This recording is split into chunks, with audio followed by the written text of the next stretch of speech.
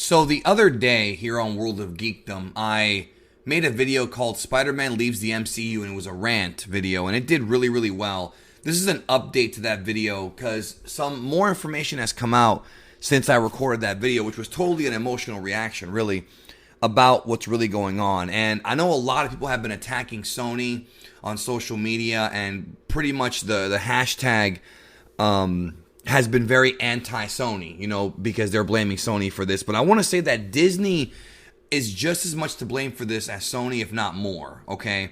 Now, let's talk about, what I think about this. So, first of all, I have gone on record on this channel and criticized Disney a lot. Really, not just for their treatment of Star Wars, which I have talked about I don't know how many times. Like I said before, there's channels out there dedicated to trashing Disney Star Wars, and some of them make very good points. Some of them are just kind of repeating the same thing over and over again, but they're out there. The reality is that Disney Star Wars has irritated a lot of people. And these Disney live-action remakes are absolutely repulsive. I mean, they just announced the Lady and the Tramp live-action, or whatever you want to call it, CGI live-action reboot. And it's just, it shows just how creatively bankrupt this studio is and how greedy they are for money. When they bought Fox, they bought the rights to several big franchises the X-Men, of course, and the Marvel characters that Fox had. But they also got The Simpsons, they got Avatar, they got Aliens, and the list goes on and on. And Disney's whole thing, and then I hear that they're going to do a Home Alone reboot. Their whole thing is that nothing Disney has produced is in any way new.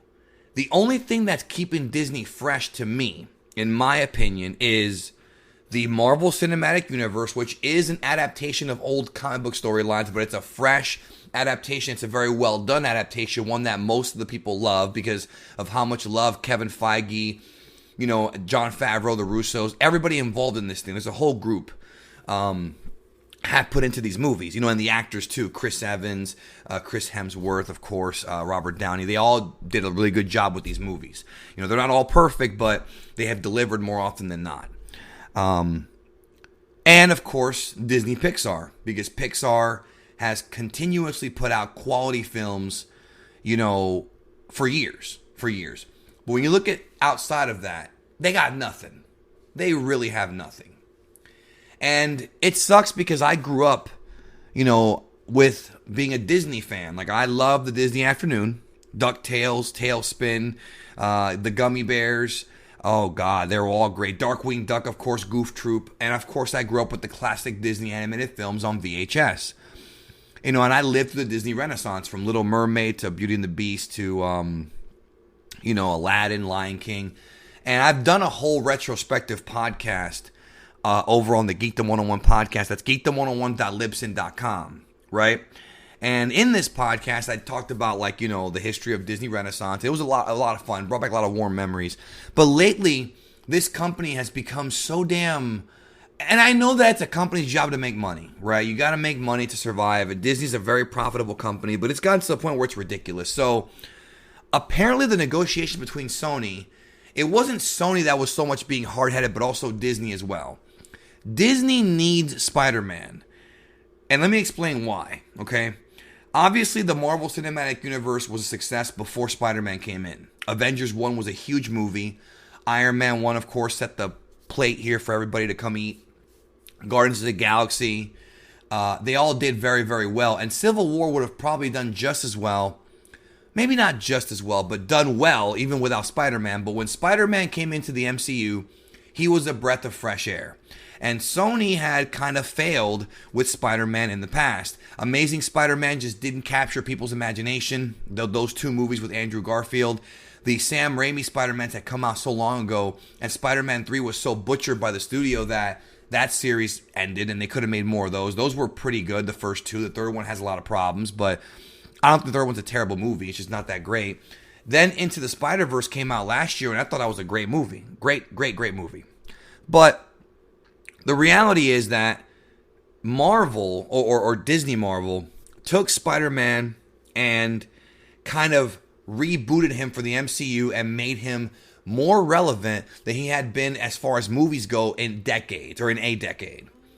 Tom Holland's Spider-Man is absolutely just one of the best guys to ever play Peter Parker. And credit goes to the MCU for that. And I think they deserve Spider-Man. However, Spider-Man is owned by Sony.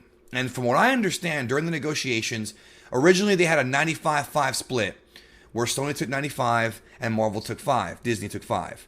And again, that right there is already kind of weird, because Disney owns Marvel Comics, the original creators of this thing. Stan Lee created this character for Marvel Comics in the late 60s. And yet, Sony's like, okay, you can use them, but you got to pay. You know, we'll produce the movies for you.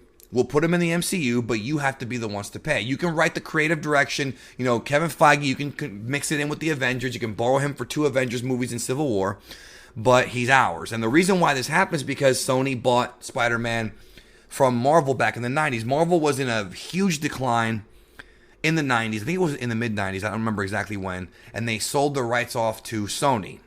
That's where the whole thing kind of came from. Spider-Man and all his characters like, you know, Green Goblin, Mary Jane, Flash Thompson, Eddie Brock, all those characters are owned by Sony, right?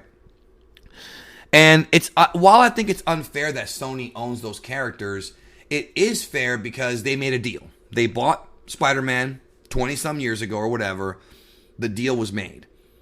And Disney is such a ridiculously profitable company and have made so much money from Spider-Man, even with that 5%, that when I find out that Sony offered them a 70-30 split and Disney said no, only 50-50, that's just crazy.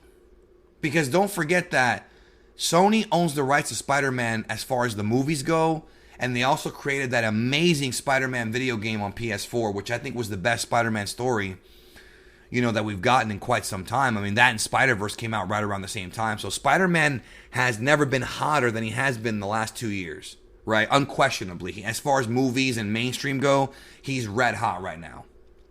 And to me, you know, the fact that Disney's not willing to budge on their 50-50 is even worse, I think, than the Sony thing. Now, again, I'm not playing favorites here because, like I said, Disney disgusts me. But at the same time, Amy Pascal and Sony, I'm not big on them either. Now, I love Sony PlayStation and their video games. And obviously, I have Sony, you know, throughout my life, I've had Sony products, including the PS1. I mean, I've been a Sony kid forever. But when it comes to Amy Pascal and Pascal Productions, I mean, she did that terrible Ghostbusters 2016 reboot. That was her idea and her concept, and her ideas aren't necessarily the ones that I would vibe with. You know what I'm saying? Now, I don't hate her or anything like that. I don't like the creative direction she wants to go with certain things, certain properties that Sony owns. And to me, though, I'm not picking sides on this in the sense of they're both billion-dollar companies owned by people that are way wealthier than the majority of us listening to this, way wealthier than me, probably the majority of you guys. I don't know how many super rich folks listen to my videos or watch my videos. Probably not that many, but there might be a couple out there. But you probably don't have as much money as Sony and Disney. Most likely you don't. Right? So that's number one. And I'm not saying this is not like an anti-rich rant or anything like that. They have a right to have that money because they worked hard for it. And they put out products for years and years and years and years and years. I mean, they have the money for a reason. They're a conglomerate empire. But to me, they got to think about the fans here, dude. And the fans are the ones getting fucked over here. Because the main problem, the reason why Disney should have made the deal is because of this. Spider-Man Far From Home had a cliffhanger ending. This is the main problem. It had a cliffhanger ending. Oh my God, Peter Parker is now going to be a fugitive from the law. Oh my God, he's going to be vilified in the eyes of the people in New York City, etc., etc. So you're going to have this open plot thread that's never going to get resolved in the MCU because you couldn't come up with a deal. The very least they could have done is made a deal with them for 3 more movies or 5 more movies, done those movies, and then come back with 50-50. Because at the very least, you'll have the Spider-Man arc over.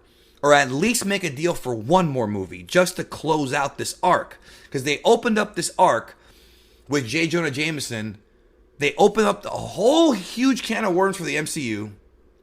And we're never going to get a resolution to it They're just going to forget it? Like, we're going to go to the theater and watch movies like The Eternals and Shang-Chi and, Doctor Strange 2 and all these other movies coming out, and we're never going to get the resolution to Spider-Man. We're going to get new Avengers, Young Avengers, and no Spider-Man.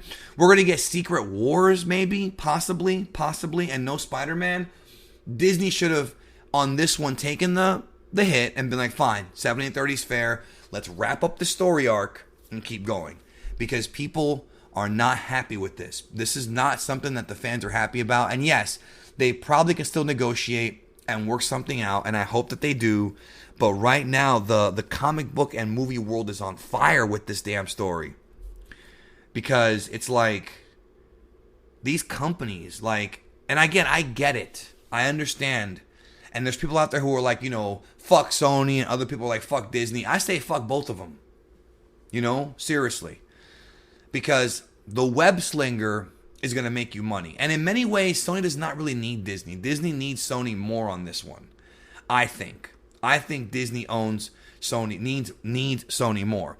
Don't forget that Disney also gets paid on all the Spider-Man merchandise too. Not Sony, Disney. Figures, toys, merchandise, right? That goes to Disney, not to Sony.